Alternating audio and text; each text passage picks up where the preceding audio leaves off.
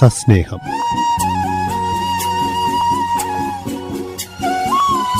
മൺമറഞ്ഞു പോയ പ്രമുഖരെ പ്രിയപ്പെട്ടവർ ഓർമ്മിക്കുന്ന പരിപാടി.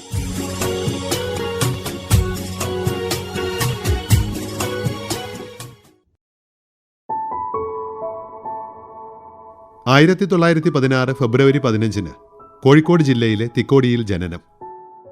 ചെറുപ്പം തൊട്ടേ കലാപ്രവർത്തനങ്ങളിൽ തൽപരൻ. ചുറ്റുമുള്ള സമൂഹത്തെ സൂക്ഷ്മമായി നിരീക്ഷിച്ച് അത് തൻ്റെ രചനകളിലേക്ക് സന്നിവേശിപ്പിച്ച ആ ചെറുപ്പക്കാരന് പ്രശസ്ത ഹാസ്യ സാഹിത്യകാരനായ സഞ്ജയൻ ഒരു തൂലികാനാമം നൽകി, തിക്കോടിയൻ. സാമുദ്രിക്കാലത്തെ വാസ്കോഡ ഗാമയുടെ വരവും കുഞ്ഞാലിമരക്കാരുടെ പ്രതിരോധവും പശ്ചാത്തലമായ ചുവന്ന കടൽ, അശ്വഹൃദയം, പഴശ്ശിയുടെ പടവാൾ തുടങ്ങി 5 നോവലുകൾ, പുഷ്പവൃഷ്ടി, ഒരേ കുടുംബം, യാഗശാല തുടങ്ങി 30ഓളം നാടകങ്ങൾ, ഒട്ടനവധി കവിതകൾ, ലേഖനങ്ങൾ, സിനിമാ തിരക്കഥകൾ. സാഹിത്യരംഗത്ത് തിക്കോടിയന്റെ സംഭാവനകൾ നിസ്തുലമായിരുന്നു. 1950 ആകാശവാണിയിൽ സ്ക്രിപ്റ്റ് റൈറ്ററായി ജോലിയിൽ ചേർന്ന അദ്ദേഹം 4 നൂറ്റാണ്ടുകാലം പ്രക്ഷേപണ രംഗത്ത് നിറസാന്നിധ്യമായി മാറി.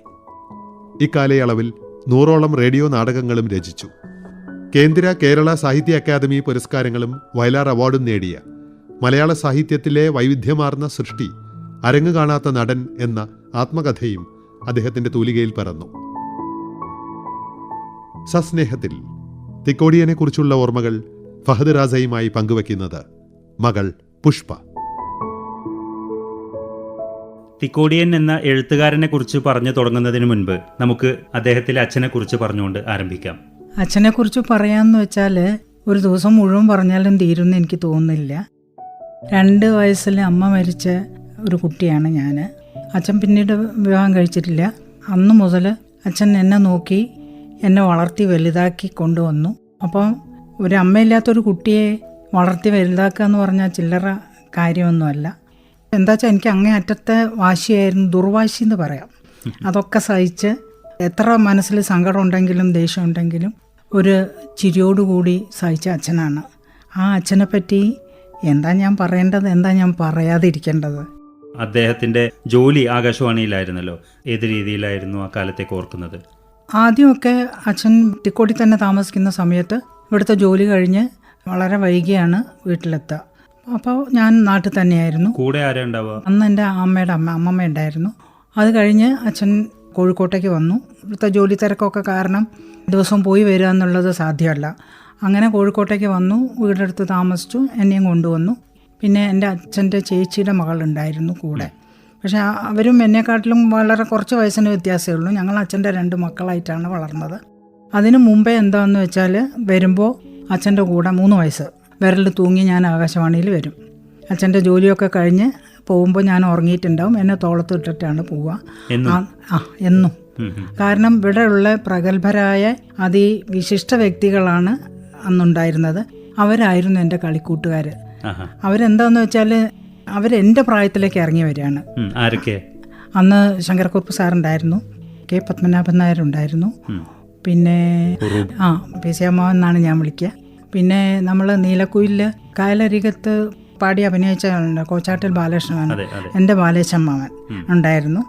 പഞ്ചാഗ്നിയിലെ സിനിമയിൽ അഭിനയിച്ച ലക്ഷ്മി ദേവിയില്ലേ, ലക്ഷ്മി ചേച്ചി, പിന്നെ മായാനാരായണൻ, മായ ചേച്ചി, സരിതർ ചേച്ചി, അങ്ങനെ ഒരുപാട് പേരുണ്ടായിരുന്നു. പക്ഷേ എനിക്ക് കൂടുതൽ അടുപ്പം മായ ചേച്ചിയും ലക്ഷ്മി ചേച്ചിയായിട്ടായിരുന്നു. അവരാണ് എന്നെ കൂടുതൽ നോക്കുന്നതും.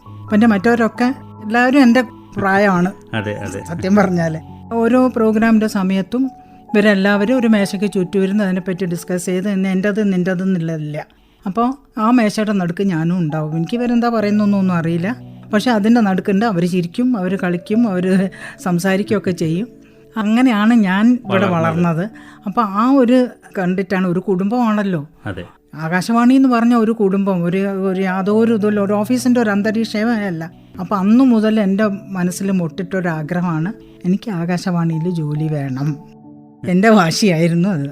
എന്നിട്ട് പിന്നീട് ജോലിയിൽ കയറുന്നത് ഏത് കാലഘട്ടത്തിലായിരുന്നു? 74 ഡിസംബറിലാണ് ഞാനിവിടെ ജോയിൻ ചെയ്തത്. എന്തായിട്ട്? Production assistant. ആകാശവാണി കോഴിക്കോട് നിലയം ഉണ്ടാകുന്നത് 1950-ലാണല്ലോ. അതേ വർഷം തന്നെയല്ലേ അച്ഛൻ ഇവിടെ ജോയിൻ ചെയ്തത്? അതെ അതെ. അന്ന് അദ്ദേഹത്തിന്റെ തസ്തിക എന്തായിരുന്നു? Script writer. സ്ക്രിപ്റ്റ് റൈറ്റർ എന്ന് പറയുമ്പോൾ എന്തായിരിക്കും അദ്ദേഹത്തിന്റെ ജോലി? ജോലി പറയുന്നത് എന്താണെന്ന് വെച്ചാൽ എഴുതിക്കൊള്ളണം. അത് എന്നതൊന്നൊന്നുമില്ല. അങ്ങനെയാണ് അച്ഛൻ്റെ അരങ്ങ് കാണാത്ത നടലിൽ എഴുതിയിട്ടുണ്ട്. കപ്പൽ ഛേദം എന്ന് പറഞ്ഞൊരു സാധനം എഴുതാൻ പറഞ്ഞിട്ടുണ്ടെന്ന്. അപ്പോൾ ഞാൻ വായിച്ചറിവാണ്. അങ്ങനെ എന്താണെന്ന് വെച്ചാൽ അതിനെപ്പറ്റി ഒന്നുമില്ല. എന്താ അപ്പം എഴുതിക്കൊള്ളണം. വിഷയം കൊടുക്കുന്നു, എന്ത് വിഷയം കൊടുക്കണം അത് എഴുതിക്കൊള്ളണം. അതൊരു പക്ഷേ അദ്ദേഹത്തിന്റെ എഴുത്ത് ജീവിതത്തിന് വലിയൊരു സഹായമായിട്ടുണ്ടാവും. ഉണ്ടാവും. സാഹിത്യ ലോകത്ത് ഏറ്റവും അധികം അദ്ദേഹത്തിന്റെ സംഭാവന വന്നിട്ടുള്ളത് നാടകരംഗത്തിനാണ്. റേഡിയോ നാടകങ്ങളിലൂടെ ആയിരുന്നോ അദ്ദേഹം നാടകങ്ങളിലേക്ക് വരുന്നത്, അതോ സ്റ്റേജ് നാടകങ്ങൾ അതിന് മുൻപ് തന്നെ ചെയ്തിട്ടുണ്ടായിരുന്നു? അതിന് മുമ്പ് സ്റ്റേജ് നാടകം ചെയ്തിട്ടുണ്ട്. ദേശഭൂഷണിക്ക് വേണ്ടിയാണ് ആദ്യത്തെ നാടകം എഴുതിയ ജീവിതം. അത് കലാസമിതിക്കാർ മത്സരം നടത്തിയിരുന്നു. അതിൽ KT മുഹമ്മദിൻ്റെ നാടകം ഉണ്ടായിരുന്നു, അച്ഛൻ്റെ നാടകം ഉണ്ടായിരുന്നു. അച്ഛന് സമ്മാനം കിട്ടി, ജീവിതം എന്ന് പറഞ്ഞ നാടകം. അതായിരുന്നു അച്ഛൻ്റെ ആദ്യത്തെ നാടകം എന്നാണ് എൻ്റെ അറിവേ. പിന്നെ ആകാശവാണിക്ക് വേണ്ടി ധാരാളം നാടകങ്ങൾ എഴുതിയിട്ടുണ്ട്. ഇഷ്ടംപോലെ നാടകങ്ങൾ എഴുതിയിട്ടുണ്ട്. സൂക്ഷിക്കുന്ന സ്വഭാവം അച്ഛനില്ല. ആ കാരണം എന്താ വെച്ചാൽ ആർട്ടിസ്റ്റ് വരും, ആർട്ടിസ്റ്റിനെ ബുക്ക് ചെയ്തിട്ടുണ്ടാവും, മനസ്സിൽ കണ്ടിട്ടുണ്ടാവും. അച്ഛൻ മുകളിലിരുന്ന് എഴുതും. റിഹേഴ്സലിൻ്റെ അന്ന് സ്ക്രിപ്റ്റ് ഉണ്ടാവില്ല. പിറ്റേ ദിവസം റെക്കോർഡിങ്ങിൻ്റെ അന്ന് ഓരോ പേജായിട്ടാണ് അവർ എടുത്ത് വരും. കാരണം അവർക്ക് അച്ഛൻ്റെ സ്ക്രിപ്റ്റ് എങ്ങനെയായിരിക്കും, എങ്ങനെ അഭിനയിക്കണം എന്നൊക്കെ കാണാതെ അറിയുന്ന ആളുകളാണ്. അവസാന നിമിഷം മാത്രമേ എഴുതി തീരും. അവസാനം കുറച്ചൊരു 5-6 പേജ് എടുത്തിട്ട് വരും. എന്നിട്ട് സ്റ്റുഡിയോയിലെ ചുമരിൻ്റെ മേലെ വെച്ചിട്ടാണ് അച്ഛൻ എഴുതുക. നാടകം നടന്നുകൊണ്ടിരിക്കും, റെക്കോർഡിങ് നടന്നുകൊണ്ടിരിക്കുമ്പോൾ. പിന്നെ മടി അതാണ് സംഭവം. ദേശപോഷണിക്കാർക്ക് വേണ്ടി ഒരുപാട് നാടകങ്ങൾ എഴുതിയിട്ടുണ്ട്. അവർ വന്ന് നിരാഹാരം കിടന്നാൽ മാത്രമേ അച്ഛൻ എഴുതി കൊടുക്കുള്ളൂ. തരാൻ ഒരാളോടും വയ്യാന്ന് പറയില്ല. എഴുതി കൊടുക്കാന്ന് പറയും. പക്ഷെ അവസാന നിമിഷത്തിലേ അത് കിട്ടുള്ളൂ. അതിനിപ്പം ദേശപോഷണിക്ക് വേണ്ടി നാടകം എഴുതുമ്പോൾ തന്നെ ഞാൻ കുട്ടിയാണ്, കുഞ്ഞാണ്ടിയേട്ടൻ, നെല്ലിക്കോട് ഭാസ്കരേട്ടൻ, പപ്പുവേട്ടൻ, ഇവർ 3 പേരും വന്ന് വീട്ടിലിരുന്ന് എന്നെ കളിപ്പിച്ചിട്ട് വേണം അച്ഛന് നാടകം എഴുതാൻ. അപ്പോൾ കുട്ടിയെ അവർ നോക്കും? എന്നെ അവർ നോക്കും, അച്ഛൻ നാടകം എഴുതും. അങ്ങനെയായിരുന്നു. അന്ന് ഇലക്ട്രിസിറ്റി ഇല്ല ഞങ്ങളവിടെ. മണ്ണെണ്ണ വിളക്കിൻ്റെ ഇതിൽ വെച്ചാണ്. പക്ഷെ ഈ മണ്ണെണ്ണ വിളക്കിൽ ഇവർ ഒരുപാട് മാജിക്കൊക്കെ കാണിക്കും. അവരൊക്കെ കൂടെ അങ്ങനെ ആണ് നാടകം എഴുതിയിരുന്നത്.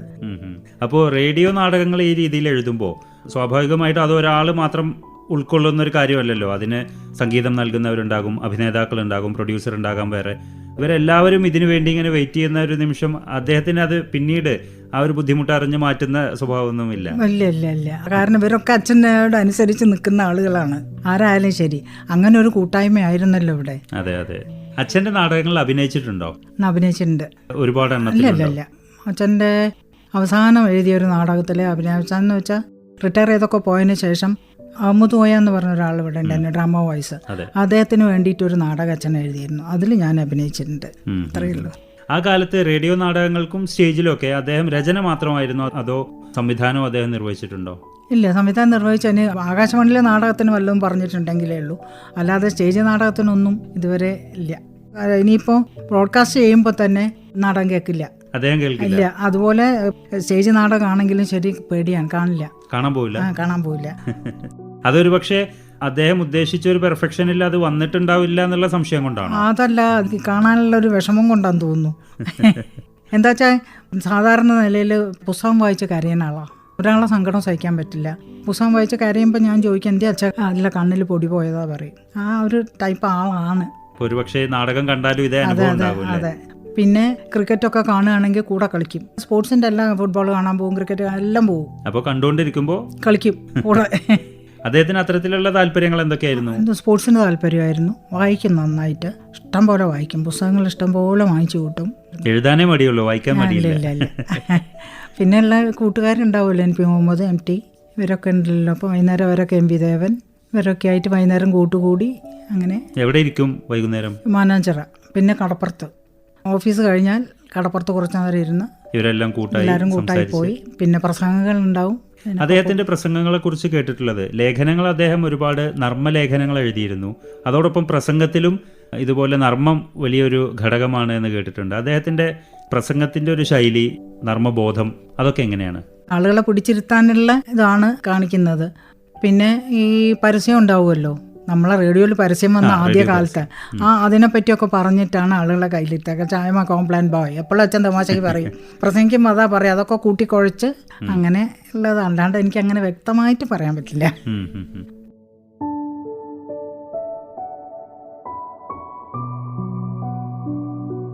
തിക്കോടിയൻ കോഴിക്കോട് ആകാശവാണിക്ക് നൽകിയ അഭിമുഖത്തിൽ നിന്ന് ഒരു ഭാഗം. ഓർക്കാൻ രസകരമായ വല്ല അനുഭവങ്ങൾ ഇപ്പൊ മറ്റുള്ളവർക്ക് ദോഷം വരാത്ത അങ്ങനെ മനോഹരമായിട്ട് പോയ ഒരു സാധനമുണ്ട്. അത് പറയും. മഹാഭാരതത്തിലെ ഒരു ഭാഗം നാടകമായിട്ട് അഭിനയിക്കുന്നു. ലൈവായിട്ട് ലൈവേ ഉള്ളൂ. ലൈവേ ഏറ്റവും പ്രസിദ്ധനായ അന്നത്തെ സ്റ്റേജ് നടനാണ് സൂര്യൻ മുൻഷി, സൂർജി എന്ന് പറഞ്ഞ് ഫലിത കഥകളൊക്കെ ഇരുന്ന ആള്. അദ്ദേഹമാണ് ധൃതരാഷ്ട്രർ. അദ്ദേഹത്തിന് ഈ സ്റ്റേജിൽ അഭിനയിച്ചതുകൊണ്ട് മുഖത്ത് നോക്കി തന്നെ വേണം. അത് കഴിഞ്ഞിട്ട് ആ സ്ക്രിപ്റ്റിൽ നോക്കുക. അപ്പൊ അങ്ങനെ പറഞ്ഞ് നോക്കാൻ സ്ക്രിപ്റ്റ് കാണുന്നില്ല. അപ്പോൾ പിറകെ നിൽക്കുന്ന ആള് വിരലുകൊണ്ട് ഇങ്ങനെ കാണിച്ചു കൊടുത്തപ്പോ യെസ് മകനെ ദുര്യോധന എന്ന് വിളിച്ചു. ഈ യെസ് രണ്ട് ഇംഗ്ലീഷ് വാക്ക്. ഇപ്പൊ ധൃതരാഷ്ട്രം ഇംഗ്ലീഷ് പറയുമോ ഇല്ലെന്ന് നമുക്ക് പറയാൻ പറ്റില്ലല്ലോ. നമ്മൾ കേട്ടിട്ടില്ല എന്ന് മാത്രമേ ഉള്ളൂ. ഏതായാലും അത് ഇംഗ്ലീഷ് ആയിട്ട് പോയിരിക്കുന്നു. ബ്രാക്കറ്റിൽ ചിലപ്പോ പതുക്കെ അത് വായിച്ചു വരുന്നുണ്ട്. പറഞ്ഞു മനസ്സിലായി. ബ്രാക്കറ്റിൽ പതുക്കെ എന്ന് എഴുതി വെക്കല്ലേ. ഈ എഴുത്തുകാരൻ എന്ന് പറഞ്ഞു ചെയ്യുന്ന ഹീനകൃത്യങ്ങൾ പലതും നിങ്ങൾക്ക് അറിയാമല്ലോ. ഒരു കാലത്തും പ്രായോഗികമാക്കാൻ സാധിക്കാത്ത കാര്യങ്ങളൊക്കെ നാടകത്തിലൊക്കെ എഴുതി അതുപോലെ എഴുതി വെക്കാം. അകലെ എവിടെയോ അതേ തന്നെ. ഇതൊക്കെ വായിച്ചു പോകുന്ന ആളുണ്ട്. ഒരു പത്രാധിപര് നാടകം അഭിനയിക്കാൻ വന്നിട്ട് നാടക സ്ക്രിപ്റ്റ് വായിച്ചുകൊണ്ടിരിക്കുമ്പോൾ ബ്രാക്കറ്റിൽ ചിരി എന്ന് പറഞ്ഞു തിരിഞ്ഞു ചോദിച്ചു, കമ്പൽസറി ആണോ ഞാൻ ചോദിച്ചിട്ട്. സസ്നേഹത്തിൽ തിക്കോടിയനെക്കുറിച്ചുള്ള ഓർമ്മകളുമായി മകൾ പുഷ്പ.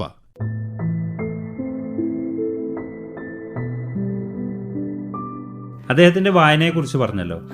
എന്താണ് പൊതുവെ അദ്ദേഹത്തിന്റെ ഒരു വായനയുടെ രീതി, ചിട്ട, ഏത് തരം പുസ്തകങ്ങൾ? അങ്ങനെയല്ല, എല്ലാ തരം പുസ്തകങ്ങളും വായിക്കും, എല്ലാ മാഗസീനും വായിക്കും. പിന്നെ കുറേ മാഗസീൻ വെറുതെ വരുന്നുണ്ട്, വാങ്ങിക്കുന്നതുണ്ട്, എല്ലാം വായിക്കും. എന്നതിനോട് പ്രത്യേക താല്പര്യമൊന്നും ഞാൻ കണ്ടിട്ടില്ല. ഉള്ളിലുണ്ടാവുമെന്ന് പറയാൻ പറ്റില്ല, കാരണം അച്ഛൻ്റെ ഉള്ള ആരും കണ്ടിട്ടില്ല. സത്യം പറയുകയാണെങ്കിൽ ഉള്ളിൽ കരഞ്ഞ് പുറത്ത് ചിരിക്കുന്ന അച്ഛനാണ്. അത് എക്സ്പ്രസ് ചെയ്യാൻ അദ്ദേഹം താല്പര്യപ്പെടുന്നില്ല. ഇല്ല, ഒരു കാര്യവും അറിയിക്കില്ല, വിഷമങ്ങളൊന്നും അറിയിക്കില്ല. അങ്ങനെയായിരുന്നു. അദ്ദേഹത്തിന്റെ എഴുത്ത് ആരംഭിക്കുന്നത് കവിതകളിലൂടെയാണ് എന്ന് കേട്ടിട്ടുണ്ട്. അദ്ദേഹം കവിതകൾ ഒരുപാട് എഴുതിയിട്ടുണ്ടോ? അത് സമാഹാരങ്ങളായിട്ടോ മറ്റോ വന്നിട്ടുണ്ടോ? കവിത എഴുതിയിട്ടുണ്ട്. പുസ്തകങ്ങളൊന്നും കിട്ടാനില്ലായിരുന്നു, അച്ചടിയിലില്ലായിരുന്നു. 2 പുസ്തകത്തിൻ്റെ പേര് എനിക്ക് ഓർമ്മയുണ്ട്. ഒന്ന് നമസ്തേ, ഒന്ന് പൂത്തിരി. അങ്ങനെ 2 പുസ്തകങ്ങളുണ്ടായിരുന്നു കവിത. അത് ഇപ്പോൾ പുഷ്പശ്രീ ട്രസ്റ്റ് അച്ഛൻ്റെ കിട്ടാവുന്ന പുസ്തകങ്ങളൊക്കെ സംഘടിപ്പിച്ച് അടിക്കാനുള്ള തീരുമാനിച്ചിട്ടുണ്ട്. അതിൽ നമ്മളെ എം ബഷീർ മാഷ് ഒരുപാട് മെനക്കെട്ടിട്ട് ഈ 2 എണ്ണം കിട്ടിയിട്ടുണ്ടെന്നാണ് എൻ്റെ അറിവ്. ഈ 2 കവിതകളും അച്ഛൻ കൈവെക്കാത്ത മേഖലകളില്ല. മറ്റേതൊക്കെയാണ്? കവിതകൾ എഴുതിയിട്ടുണ്ട്, ലേഖനങ്ങൾ എഴുതിയിട്ടുണ്ട്, ഹാസ്യലേഖനങ്ങൾ എഴുതിയിട്ടുണ്ട്, പത്രത്തിൽ മിഡിൽ പീസിൽ അത് എഴുതിയിട്ടുണ്ട്, നാടകങ്ങൾ എഴുതിയിട്ടുണ്ട്, സിനിമയ്ക്ക് തിരക്കഥ എഴുതിയിട്ടുണ്ട്, ഗാനരചന എന്ന് പറഞ്ഞാൽ അത് അബദ്ധത്തിൽ വന്നു പോയതാട്ടോ. അതെയോ?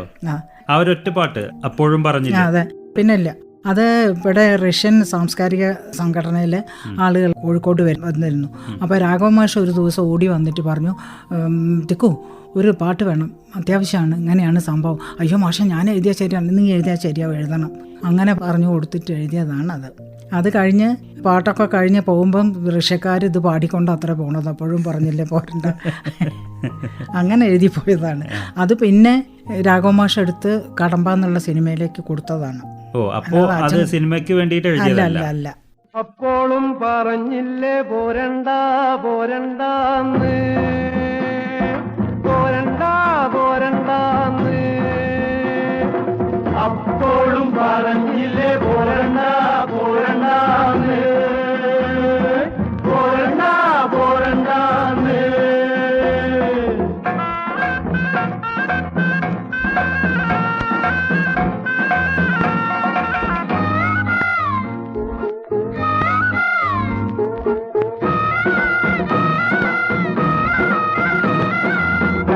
പൂക്കണ കന്നിപ്പാടത്ത് കാറ്റുമൂളണ നേരത്ത് ൂരാൻ കുന്നിന്റെ പാലമോളില് കൂമൻ മൂളണ നേരത്ത് കൈത പൂക്കണ കന്നിപ്പാടത്ത് കാറ്റ് മൂളണ നേരത്ത് ൂരാൻ കുന്നിന്റെ പാലമോളില് കൂമൻ മൂളണ നേരത്ത് അപ്പോഴും പറഞ്ഞില്ലേ പോരണ്ട പോരണ്ട.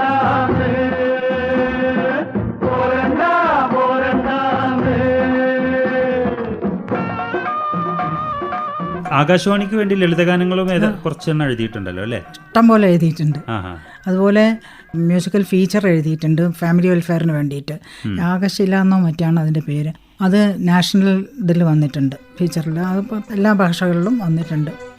ആകാശവാണിക്ക് വേണ്ടി തിക്കോടിയൻ രചിച്ച് BA ചിദംബരനാഥ് ഈണം നൽകി മായാനാരായണൻ ആലപിച്ച ഒരു ലളിതഗാനം.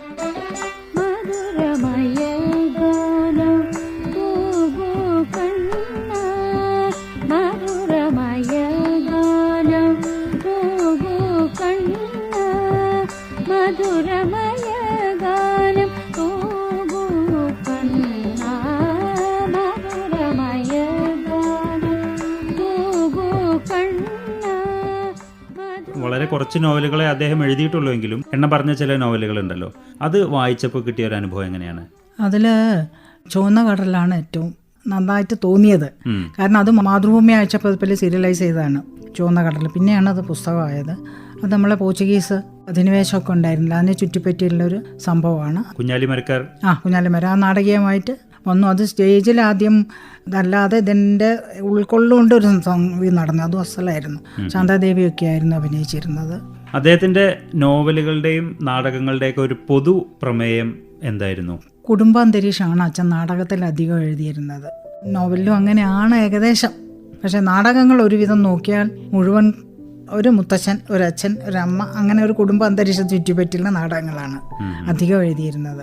അദ്ദേഹത്തിന്റെ കൗമാരം യൗവനമൊക്കെ പിന്നിടുന്ന ആ ഒരു സമയം എന്ന് പറയുന്നത് മലബാറിലൊക്കെ ദേശീയ സമരം, സ്വാതന്ത്ര്യ സമരമൊക്കെ നടന്നുകൊണ്ടിരിക്കുന്ന കാലഘട്ടമാണല്ലോ. അതിൽ അദ്ദേഹത്തിന്റെ ഏതെങ്കിലും രീതിയിലുള്ളൊരു സജീവ പങ്കാളിത്തം ഉണ്ടായിരുന്നോ? അച്ഛൻ ആദ്യം മാഷായിരുന്നു. അതിന്ന് ഈ ദേശീയ സമരത്തിൽ പങ്കെടുത്തിട്ടാണ് അച്ഛൻ്റെ ജോലി പോയത്. അധ്യാപക സംഘടനയിൽ പ്രവർത്തിച്ചതുകൊണ്ടാണ് ജോലി പോയത്. പിന്നെ കീഴരിയൂർ ബോംബ് കേസില്ലേ, അതിൽ പങ്കാളിയായിരുന്നു. പക്ഷെ പിന്നെ മാപ്പുസാക്ഷിയായി. കാരണം അമ്മയെ ഉപദ്രവിക്കുന്നുള്ളൊരു ഘട്ടം വന്നപ്പോൾ മാപ്പുസാക്ഷിയാവേണ്ടി വന്നു. പിന്നെ VR നായനാരുടെ കൂടെ ഉണ്ടായിരുന്നു. പരിജനോദ്ധാരണത്തിനൊക്കെ ഒരുപാട് പ്രവർത്തിച്ചിട്ടുണ്ട്. നായനാരുടെ കൂടെ കുറേ കാലം ഉണ്ടായിരുന്നു. അദ്ദേഹത്തെക്കുറിച്ച് നമ്മൾ പറയുമ്പോൾ നാടക രചയിതാവാണ് എന്നതിലപ്പുറം അദ്ദേഹത്തിൻ്റെ ആത്മകഥയുടെ തന്നെ പേര് അരങ്ങ് കാണാത്ത നടൻ എന്നാണ്. ആ പുസ്തകത്തിൻ്റെ ആത്മകഥയുടെ തുടക്കത്തിൽ ഒരു അനുഭവം പറയുന്നുണ്ട്. അദ്ദേഹം ചെറിയ കുട്ടിയായിരിക്കുമ്പോൾ ഒരു അരങ്ങിലെത്തുന്ന ഒരു അനുഭവം. എന്ത് ചെയ്യണമെന്നറിയാതെ അവനവൻ്റെ റോള് വന്ന സമയത്ത് പകച്ചു പോകുന്ന ഒരു കുട്ടിയാണല്ലോ. അതിനുശേഷം അദ്ദേഹം എന്തെങ്കിലും നേരിട്ട് അരങ്ങിലെത്തിയിട്ടുണ്ടോ? നേരിട്ട് അരങ്ങിലെത്തിയതായിട്ട് എൻ്റെ അറിവിലില്ല. ഇപ്പോൾ പോയില്ല, ഇഷ്ടമല്ല. അഭിനയിക്കാൻ വിളിച്ചാലൊന്നും ഇവിടെ നിന്ന് വിളിച്ചാലൊന്നും പോകാറില്ല. വിളിക്കാറുണ്ടോ ആളുകൾ? നാടകത്തിന് ആളില്ലാത്തപ്പോൾ ഇവിടെ ആകാശവാണിയിലെ കാര്യം അറിയാമല്ലോ. അവസാന നിമിഷമായിരിക്കും ചിലപ്പോൾ നമുക്ക് ആള് വരാതിരിക്കുക, അതിന് പകരം ആളെ വേണ്ടേ. ഒരാളിപ്പോൾ ബുക്ക് ചെയ്ത ആള് വന്നിട്ടുണ്ടാവില്ല. എഴുതുന്ന സമയത്ത് ഇതൊക്കെ ഈ ഡയലോഗൊക്കെ പറഞ്ഞുകൊണ്ടാണോ അദ്ദേഹം എഴുതുക? പറഞ്ഞുകൊണ്ടെന്ന് വെച്ചാൽ അഭിനയിക്കും. കടന്നു പോകുമെന്ന് പറഞ്ഞാൽ കടന്നു പോകുമെന്ന് പറയും. ഒരു സ്ഥലത്ത് സ്ഥിരമായിട്ട് ഇരുന്ന് എഴുതില്ല. എവിടെയെങ്കിലും 4 പേപ്പർ എടുത്ത് എവിടെയെങ്കിലുമൊക്കെ പോവും. എവിടെയാ സൗകര്യം വെച്ചാൽ, സൗകര്യം ഒന്നും പറയണ്ട, ഏത് മൂലയ്ക്ക് ഇരുന്നാലും എഴുതും. അരങ്ങു കാണാത്ത നടൻ 1989 മാതൃഭൂമിയിൽ പരമ്പരയായിട്ട് വന്നു തുടങ്ങുന്നത്. എങ്ങനെയായിരുന്നു അത് എഴുതി തുടങ്ങിയത്? അത് MTയുടെ നിർബന്ധത്തിന് വഴങ്ങിയാണ് അച്ഛൻ ചെയ്തത്. അതും എഴുതാം ഇങ്ങനെ കാര്യങ്ങൾ പറഞ്ഞു, ഇങ്ങനെയാണ് സംഭവങ്ങളെന്നൊക്കെ ഇവർ തമ്മിൽ ഡിസ്കസ് ചെയ്തിട്ടുണ്ടാവാം. അപ്പം പറഞ്ഞു എന്തായാലും നീ അത് എഴുതണം. കാരണം ഇവർ തമ്മിൽ ഒരുപാട് പ്രായ വ്യത്യാസമുണ്ട്. എന്നാലും എടാ പോടാന്നുള്ള ബന്ധമാണ്. അപ്പോൾ ഇത് കിട്ടില്ല എന്ന് കണ്ടപ്പോൾ MT എന്ത് ചെയ്തു വെച്ചാൽ പരസ്യം കൊടുത്തു, അടുത്ത ആഴ്ച മുതൽ ഈ സംഭവം വരുന്നു. പിന്നെ എഴുതാതിരിക്കാൻ നിവൃത്തിയില്ലല്ലോ. പെട്ട് ശരിക്കും പെട്ടതാണ്. അതല്ല എഴുതുന്ന മുഴുവൻ മാതൃഭൂമി അതിൽ എന്തൊക്കെ എഴുതിയിട്ടുണ്ട് അതൊക്കെ പെട്ടത് തന്നെയാണ്. ഇല്ലെങ്കിൽ ഇതൊന്നും പുറത്ത് കാണില്ല, വെളിച്ചം കാണില്ല. എന്നാലും ഒന്നിച്ച് കൊടുക്കുമോ? അതുമില്ല. അതത് ആഴ്ച, വ്യാഴാഴ്ച വേണമെങ്കിൽ ചൊവ്വാഴ്ച ശത്രുഘ്നെ പറഞ്ഞയക്കും. ശത്രുഘ്നൻ വന്നാൽ തരാം അങ്ങനെ പോയി 3-4 ദിവസം വന്ന് വ്യാഴാഴ്ച രാവിലെയാണ് മാറ്റർ കൊടുക്കുക. അച്ചടിയുടെ അവസാന നിമിഷം. ഇവിടുത്തെ നാടക എഴുത്ത് പോലെ തന്നെ. മലയാളിക്ക് തിക്കോടിയൻ എന്ന വ്യക്തിയെ ശരിക്കും മനസ്സിലാക്കി കൊടുത്തൊരു പുസ്തകം അരങ്ങു കാണാത്ത നടനാണ്. അതിന്റെ ഒരു ജനപ്രീതി എത്രത്തോളം ഉണ്ടായിരുന്നു അത് പുറത്തിറങ്ങിയ സമയത്ത്? ഒരുപാടായിരുന്നു. പക്ഷെ കത്തുകളുടെ ഒരു പ്രവാഹം തന്നെയായിരുന്നു. വായിക്കാൻ സമയം കിട്ടില്ല, അത്രയ്ക്ക് കത്തുകളാണ് വന്നുകൊണ്ടിരുന്നത്. മാത്രമല്ല അത് പുസ്തകമായി പുറത്തിറങ്ങിയ സമയത്ത് അതിന് ഒരുപാട് അവാർഡുകൾ ലഭിക്കുകയും ചെയ്തു. ഏറ്റവും പ്രധാനപ്പെട്ട പുരസ്കാരങ്ങളെല്ലാം അത് നേടുകയും ചെയ്തു. പക്ഷെ അവാർഡുകളിലൊന്നും അച്ഛന് താല്പര്യമില്ല, വേണമെന്ന് വെച്ചാൽ അതിന് വഴിയാലെ പോവില്ല. പക്ഷെ കിട്ടിയാൽ നല്ലത്, ഇല്ലെങ്കിൽ ഇല്ല. ആ ഒരു ഇതാണ്. അതെ. തിക്കോടിയന്റെ ജീവിതത്തിന്റെ ഏറ്റവും പ്രധാനപ്പെട്ട ഭാഗമായി മാറിയിട്ടുള്ള ചില വ്യക്തികൾ ഉണ്ടാവുമല്ലോ, അതാരൊക്കെയാണ്? ഇപ്പോൾ കുടുംബാംഗങ്ങളെ മാറ്റി നിർത്തിയാൽ കുടുംബാംഗങ്ങളെ മാറ്റി നിർത്തി എന്ന് പറഞ്ഞാൽ അച്ഛൻ എല്ലാവരും പ്രധാനപ്പെട്ടവർ തന്നെ. അങ്ങനെ ഒരു പകതിരിവൊന്നും അച്ഛൻ്റെ ഇതിൽ കണ്ടിട്ടില്ല. എങ്കിലും പിസമ്മാവനുമായിട്ട് ഉറൂബുമായിട്ട് വലിയ അടുപ്പായിരുന്നു. പിന്നെ കക്കാട് മാഷുമായിട്ടും വലിയ അടുപ്പായിരുന്നു. പിന്നെ ഇവിടെയുള്ള ഒരുവിധം എല്ലാവരുമായിട്ടും നല്ല അടുപ്പത്ത് തന്നെയാണ്. രത്നാമ ചേച്ചി ഉണ്ടായിരുന്നു, കൊടുങ്ങല്ലൂർ മാഷ് ഉണ്ടായിരുന്നു, മക്കിത്തം ഉണ്ടായിരുന്നു. ചില പേരുകൾ വിട്ടുപോയാൽ ക്ഷമിക്കണം എല്ലാവരും.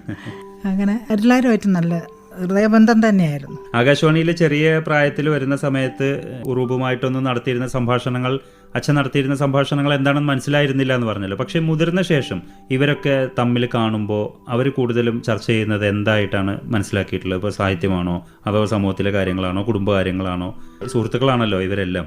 അവർ സാഹിത്യമായിട്ടും ചർച്ച ചെയ്യാറുണ്ട്, കുടുംബകാര്യങ്ങൾ ചർച്ച ചെയ്യാറുണ്ട്, സമൂഹത്തിലുള്ള സകലമാന ആകാശത്തിൻ്റെ ചോട എന്തൊക്കെയുണ്ടോ അതൊക്കെ അവർ ചർച്ച ചെയ്യാറുണ്ട്. കളി, ചിരി, ബഹളമൊക്കെ ആയിരുന്നു. അവർ പരസ്പരം സ്വന്തം എഴുത്തിനെ കുറിച്ച് കൂടെയുള്ളവരോട് സംസാരിക്കുകയും അതിനെന്തെങ്കിലും തരത്തിലുള്ള അഭിപ്രായം എടുക്കുകയൊക്കെ ചെയ്യുമായിരുന്നോ? തമ്മിൽ അഭിപ്രായം പറയാറുണ്ട്, എടുക്കാറുണ്ട്. പക്ഷേ ഒരാളെ ഇവരാരും തന്നെക്കാട്ടിലും വലുതാവാൻ പാടില്ല എന്നുള്ളതില്ല. എല്ലാവരും ഒരുപോലെ നന്നായി ചെയ്യണം എന്നുള്ളതിൽ ഉണ്ടെങ്കിൽ തമ്മിൽ പറയാറുണ്ട്. അതങ്ങനെ വേണ്ട, അതിങ്ങനെ വേണ്ട, അതങ്ങനെ ആവായിരുന്നു എന്നൊക്കെ പറഞ്ഞ് പറയാറുണ്ട്. ഈ സുഹൃത്തുക്കൾക്ക് പുറമേയുള്ള ആളുകൾ ലേഖനങ്ങളും മറ്റുമൊക്കെ അദ്ദേഹത്തിൻ്റെ എഴുത്തുകളെക്കുറിച്ച് ഏതെങ്കിലും രീതിയിലുള്ള വിമർശനങ്ങളൊക്കെ വരുമ്പോൾ അതിനെ അദ്ദേഹം എങ്ങനെയാണ് കണ്ടിരുന്നത്? വിഷമം ഉണ്ടായിട്ടുണ്ടാവും, പക്ഷെ അത് പുറത്ത് കാണിക്കില്ലല്ലോ. വായിച്ച എനിക്ക് വിഷമം തോന്നും, അച്ഛനുണ്ടാവും എന്നുള്ള ഉറപ്പല്ലേ. പക്ഷെ ദേഷ്യം പിടിച്ചാൽ ദേഷ്യം പിടിച്ചതുപോലെയാണേ. അത് അദ്ദേഹം നന്നായിട്ട് പ്രകടിപ്പിക്കുകയും ചെയ്യും. ചേച്ചി ആകാശവാണിയിൽ ജോലിക്ക് കയറുന്ന സമയത്ത് അച്ഛൻ റിട്ടയർമെന്റ് കഴിഞ്ഞിട്ടുണ്ടായിരുന്നോ? ഇല്ല, കഴിഞ്ഞില്ല. ഞാനൊരു 1.5 കൊല്ലത്തോളം അച്ഛൻ്റെ കൂടെ ജോലി ചെയ്യുന്നുണ്ട്. അപ്പോൾ ഒരു സഹപ്രവർത്തകനായി അച്ഛൻ വരുന്ന ആ ഒരു സമയത്ത് ആ ഒരു അനുഭവം എങ്ങനെയാണ്? ജോയിൻ ചെയ്യുന്ന സമയത്ത് പറഞ്ഞിട്ട് ഓഫീസിൽ പോയാൽ അവനവൻ്റെ ജോലി കൃത്യമായി നന്നായി ചെയ്തോളണം, ഉഴപ്പരുത്, അതേ ഉള്ളൂ. അല്ലാതെ അങ്ങനെ മകളല്ലേ എന്നുള്ളതില്ല. ആ ഒരു ആനുകൂല്യം ഒരിക്കലും കിട്ടിയിട്ടില്ല. അപ്പൊ ഒരുമിച്ചായിരുന്നോ വീട്ടിൽ നിന്ന് പുറപ്പെട്ടിരുന്നതും വന്നിരുന്നതും പോയിരുന്നതും ഒക്കെ? അദ്ദേഹത്തിന്റെ എഴുത്തുകൾ എന്തെങ്കിലും വായിച്ചിട്ട് കരഞ്ഞു പോയിട്ടുണ്ടോ? അരങ്ങ് കാണാത്ത നടൻ്റെ അവസാന ഭാഗം ഉണ്ടല്ലോ, ഞാൻ അരങ്ങൊഴിയാണ്, അത് ആഴ്ചപ്പതിപ്പിൽ വന്നപ്പോൾ ഞാനിത് വായിച്ചു. അപ്പം ഞാൻ കരഞ്ഞു. കാരണം അച്ഛൻ മരിക്കുന്നുള്ളത് എൻ്റെ സ്വപ്നത്തിൽ പോലും ഇല്ല. അച്ഛൻ എൻ്റെ കൂടെ എല്ലാ കാലവും ഉണ്ടാവും വേണമെന്നുള്ളൊരാഗ്രഹമായിരുന്നു. അപ്പോൾ അത് കരഞ്ഞപ്പോൾ അച്ഛൻ എന്നെ ചേർത്ത് പിടിച്ചു പറഞ്ഞു, എന്തിനാ മോളെ കരയുന്നെ, അച്ഛൻ ചിരഞ്ജീവിയാന്ന് വിചാരിച്ചു. അപ്പോൾ ഞാൻ പറഞ്ഞു, അതെ, എൻ്റെ അച്ഛൻ ചിരഞ്ജീവിയാണ്. ഇപ്പോഴും ഞാൻ അച്ഛൻ മരിച്ചെന്ന് ഞാൻ വിചാരിക്കില്ല. അച്ഛൻ പ്രസംഗിക്കാൻ പോയതാണ്. കാരണം ഞാൻ എവിടെ പോയാലും, ഓഫീസ് വിട്ട് വരുമ്പോഴും എവിടെ പോയാലും എന്നെ കാത്ത് ഒന്നുകിൽ വാതിക്കലുണ്ടാവും, അല്ലെങ്കിൽ ഗേറ്റിലുണ്ടാവും. 5 മിനിറ്റ് വൈകിയാൽ ഗേറ്റിലെത്തും. ഇപ്പോഴും ഞാൻ എന്താ വിചാരിക്കുന്നത് വെച്ചാൽ, ഈശ്വര, ഞാൻ വരുമ്പോൾ അച്ഛൻ അവിടെ ഉണ്ടാവണേ, എനിക്ക് അച്ഛനെ കാണണേ എന്നാണ്.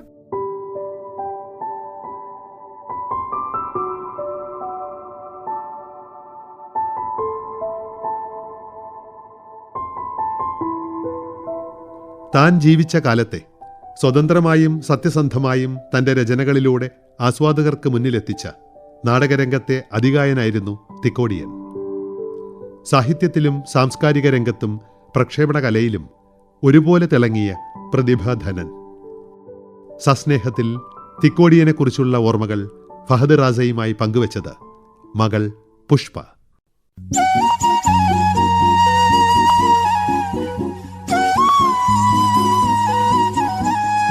സസ്നേഹം.